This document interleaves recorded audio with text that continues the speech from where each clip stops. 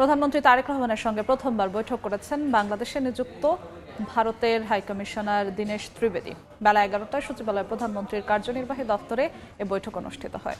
বৈঠকে দুই দেশের দ্বিপাক্ষিক সম্পর্ক, পারস্পরিক স্বার্থ ও সহযোগিতা নিয়ে আলোচনা করেন তারা। ভারতে বসে শেখ হাসিনার রাজনৈতিক কর্মকাণ্ড ও সীমান্ত হত্যা বন্ধ করার দিকে বেশি জোর দেয় ঢাকা। পানির ন্যায্য হিস্যা ও পুশিন ইস্যু নিয়েও আলোচনা হয়েছে।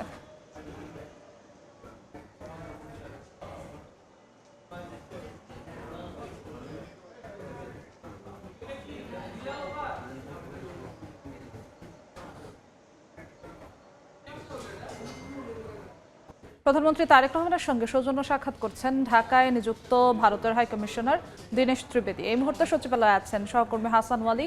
সরাসরি যাচ্ছি তার কাছে। ওয়ালি,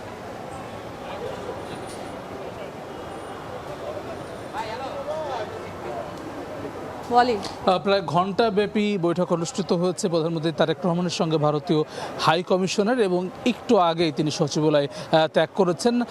আমরা জানি যে ভারতীয় হাই কমিশনার বাংলাদেশে দায়িত্ব পাওয়ার পরে এটি প্রথমবারের মতো সাক্ষাৎ প্রধানমন্ত্রী তারেক রহমানের সঙ্গে। তিনি জুন মাসে 25 জুন কিন্তু আনুষ্ঠানিকভাবে রাষ্ট্রপতির কাছে পরিচয়পত্র পেশ করার যে আনুষ্ঠানিকতা রয়েছে তার মধ্য দিয়ে তিনি তার দায়িত্ব পালন শুরু করেন, এবং গতকালকে পররাষ্ট্রমন্ত্রীর সঙ্গে ভারতীয় হাই কমিশনের সাক্ষাৎ অনুষ্ঠিত হয়েছে। আমরা জানি যে বেশ কিছু বিষয় নিয়ে এখন আসলে আলোচনা চলছে।